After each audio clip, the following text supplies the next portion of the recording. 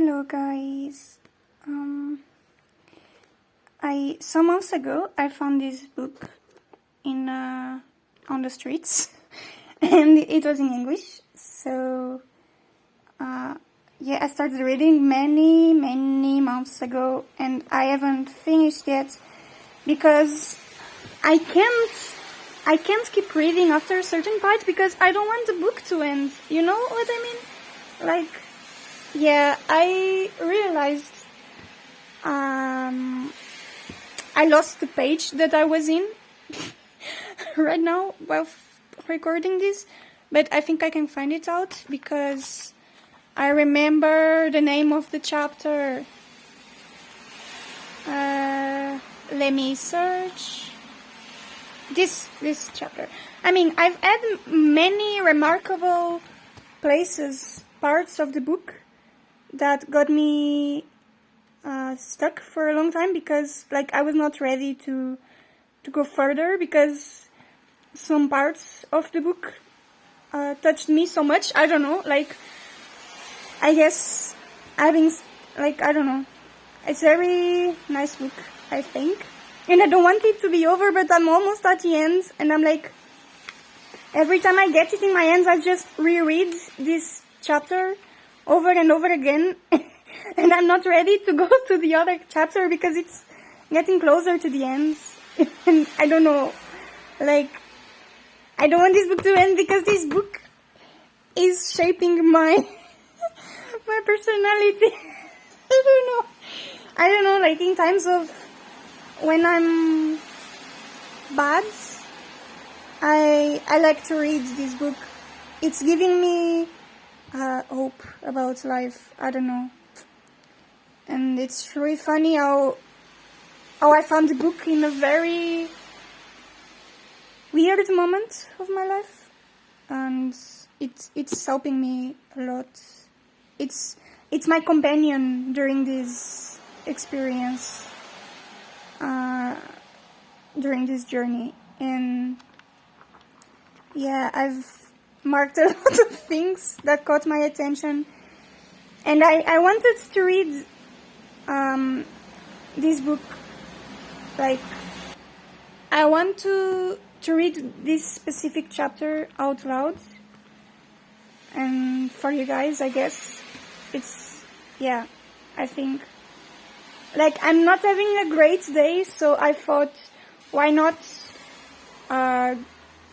keeping up with the book instead of just scrolling on social media. At least give something nice to my soul. And I had this idea, I don't know how it will be, but yeah, that was my idea. Yeah, I hope it's okay. And probably the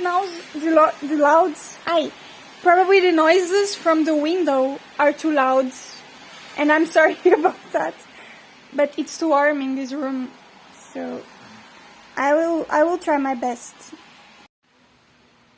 Yeah, so I apologize for the noises of the window because it's raining outside, and I'm very close to the street, and the cars are passing by and they're loud.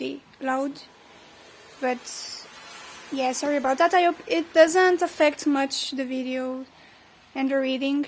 But anyways, here I go, I guess. I mean, I thought it would be a nice idea to share a bit with other people. But I'm doing this more for myself, I guess. And I think even when I finish the book eventually, I still have something like a reminder of the book. Because typically when I finish a book, I will never touch it again. But this book really spoke to me in ways that I don't know how to explain. And I wanted to have, like, well, since this chapter is, like, I don't know, speaking to me so much. I mean, a lot of chapters spoke to me a lot, and I had a hard time also, like, processing them and going further in the book. That's why I've been reading this for like 6 months? And the book is not that long, but like I just keep rereading things and yeah, before going to the next step. So yeah, I guess I'll read this one for now. And yeah, as you can see, I made a lot of notes with sticky notes. Yeah, I had to. So yeah, alright. I will stop talking and just read, I guess. That's what I said I would do, so I will try my best. Nora came to understand something Gudgu had never fully explained to her in that kitchen in Svalbard. You didn't have to enjoy every aspect of each life to keep having the option of experiencing them. You just had to never give up on the idea that there would be a life somewhere that you could be enjoyed. Equally, enjoying a life didn't mean you stayed in that life. You only stayed in a life forever if you couldn't imagine a better one, and yet, paradoxically, the more lives you tried, the easier it became to think of something better, as the imagination broadened a bit more with every new life she sampled. So, in time, and with Mr. Elm's assistance, Nora took lots of books from the shelves that ended up having a taste of lots of different lives in her search for the right one. She learned that undoing regrets was really a way of making wishes come true. There was almost any life she was living in one universe, after all. In one life, she had quite a solitary time in Paris and taught English at a college in Montparnasse and cycled by the Seine. I don't know, it's the river Sena, whatever, how you call it in English. Sorry about this. Cycled by the Seine, and read lots of books on park benches. In another, she was a yoga teacher with the neck mobility of an owl. Impressive. In one life, she had kept up swimming, but had never tried to pursue the Olympics. She just did it for fun. In that life, she was a lifeguard in the beach resort of Sitges, near Barcelona. Was fluent in both Catalan and Spanish, and had a hilarious best friend called Gabriela, who taught her how to surf and who she shared the apartment with 5 minutes from the beach. There was one existence where Nora had kept up the fiction writing she had occasionally toyed with at university and was now a published author. Her novel, The Shape of Regret, received rave reviews and was shortlisted for blah blah blah blah. In that life, she had launching a disappointingly banal Soho members club with 2 affable, easygoing producers from Magic Lantern Productions. She wanted... Okay, guys, I think this part is not really that important. Basically, she has a lot of lives. Okay, we get it. She ended up choking on a piece of flatbread and knocking a red wine over one of the producer's trousers and messing up the whole meeting. In one life, she had a teenage son called Henry, who she never met properly because he kept slamming doors in her face. In one life, she was a concert pianist, currently on tour in Scandinavia, playing night after night to besotted crowds and fading into the midnight library during one disaster rendition of Chopin's... Okay, very nice names. In one life, she only ate toast. In one life, she went to Oxford and became a lecturer in philosophy at St. Catherine's College and lived by herself in a fine Georgian townhouse in a genteel row amid an environment of respectable calm. In another life, Nora was a sea of emotion. She felt everything deeply and directly, every joy and every sorrow. A single moment could contain both intense pleasure and intense pain. reading out loud is different than reading for myself, okay? I'm sorry for the mistakes that I make and the words I don't know how to pronounce. And some things I skip. Sorry. This is a bad reading, but okay, just going on. Keep moving. I mean, she also messed up in a lot of lives, as you can see, so I'm okay. This is okay. This is fine. Every joy and every sorrow. A single moment could contain both intense pleasure and intense pain, as if both were dependent on each other. Like a pendulum in motion. I really like this metaphor. Pendulum in motion. A simple walk outside, and she could feel an heavy sadness simply because the sun had slipped behind the clouds. Yet, controversially, meeting the dog, who was clearly grateful for her attention, caused her to feel so exultant that she felt she could melt into the pavement with sheer bliss.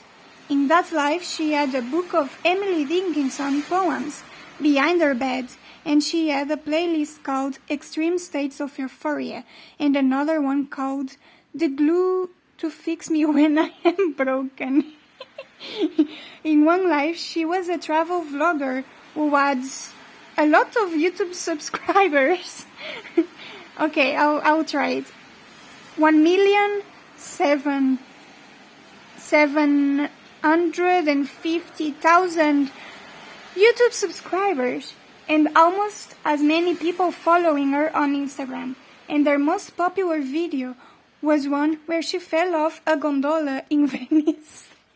I love her. Her most popular video was one where she fell off a gondola in Venice. She also had one about rum called aromatherapy. Oh, I see what they did there. Aromatherapy. In one life, she was single parent to a baby that literally wouldn't sleep. In one life, she ran the showbiz column in a tabloid newspaper and did stories about Ryan Bailey's relationships. In one life, she was the picture editor at National Geographic. In one life, she was a successful eco-architect who lived a carbon-neutral existence in a self-designed bungalow that harvested rainwater and ran on solar power. In one life, she was a night worker in Botswana. In one life, a cat sitter. In one life, a volunteer in a homeless shelter. In one life, she was sleeping on her only friend's sofa. In one life, she taught music in Montreal. In one life, she spent all day arguing with people she didn't know on Twitter, and ended a far proportion of her tweets by saying, "Do better," while secretly realizing she was telling herself to do that. This one is relatable, actually. In one life, she had no social media accounts. In one life, she'd never drank alcohol. In one life, she was a chess champion and currently visiting Ukraine for a tournament.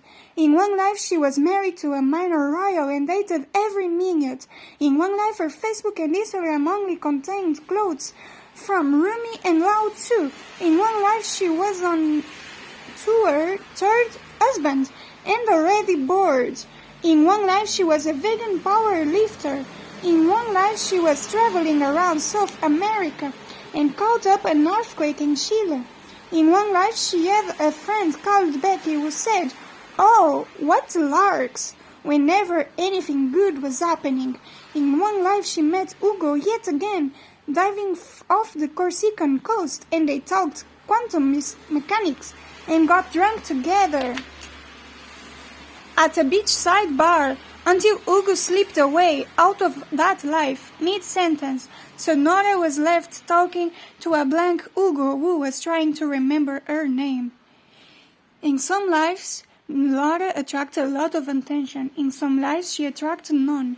In some lives, she was rich. In some lives, she was poor. In some lives, she was healthy.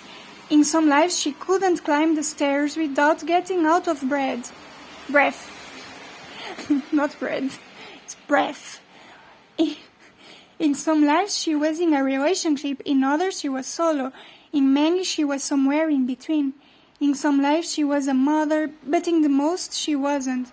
She had been a rock star, an Olympian, a music teacher, a primary school teacher, a professor, a CEO, a PA, whatever that is, a chef, a glaciologist, a climatologist, an acrobat, a tree planter, an audit manager, an hairdresser, a professional dog walker, an office clerk, a software developer, a receptionist, an auto cleaner, a politician, a lawyer, a shoplifter, the head of an ocean protection charity, a shop worker, again, a waitress, a first-line supervisor, a glass blower, and 1,000 other things.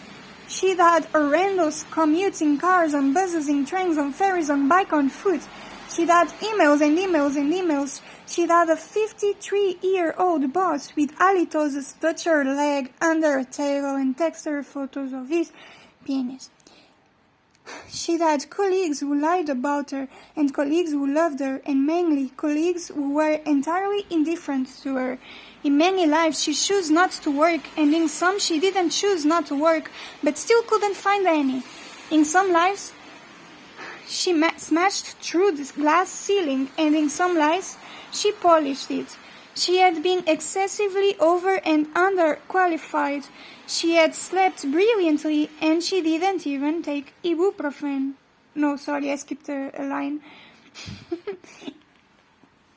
She had slept brilliantly and terribly. In some lives she was on antidepressants, and in others she didn't even take ibuprofen for an headache. In some lives she was a physically healthy hypochondriac, and in some a seriously ill hypochondriac, and in most she wasn't a hypochondriac at all.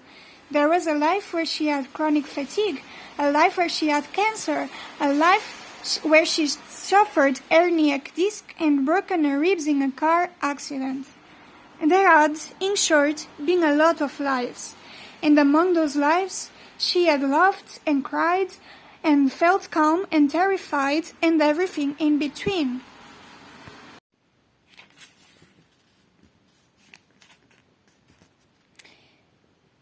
In between these lives, she always saw Mrs. Elm in the library, and at first it seemed that the more lives she experienced, the fewer problems there seemed to be with the transfer.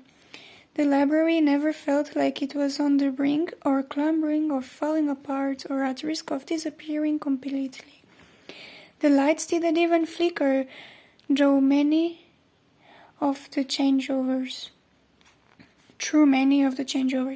It was as thought she had reached some state of acceptance about life, that if there was a bad experience, there wouldn't only be bad experiences. She realized that she hadn't tried to end her life because she was miserable, but because she had managed to convince herself that there was no way out of her misery. That, she supposed, was the basis of depression, as well as the difference between fear and despair. Fear was when you wandered into a cellar and worried that the door would close shut. Despair was when the door closed and locked behind you.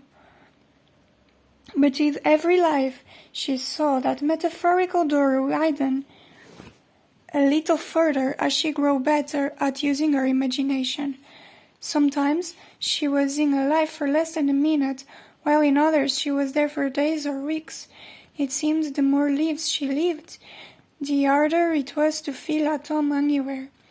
The trouble was that eventually Nora began to lose any sense of who she was. Like a whispered word passed around from ear to ear, even her name began to sound like just a noise, signifying nothing. "It's not working," she told Hugo, in her last proper conversation with him, in that beach bar in Corsica. "It's not fun anymore. I am not you. I need somewhere to stay, but the ground is never stable. The fun is in the jumping, mon ami. But what if it is on the landing?" And that was the moment he had returned to his purgatorial video store. "I'm sorry," his other self said, as he sipped his wine and the sun set behind him. "I've forgotten who you are." Don't worry, she said, so have I. As she too faded away like the sun that had just been swallowed by the horizon.